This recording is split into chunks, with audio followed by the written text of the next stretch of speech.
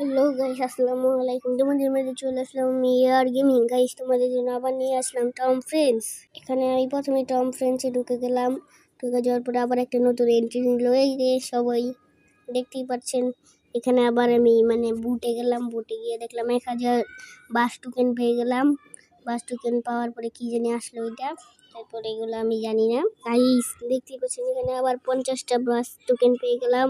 তারপরে এখান থেকে বেরিয়ে গেলাম। টম জিডি এখানে সবাই আছে। এই যে আমাদের সবাই সবাই আসছে এখানে আস্তে আস্তে। এই যে দেখতেছেন সবাই গিটার পিয়ানো বাজাইছে। টম এখানে হাঁটতেছে।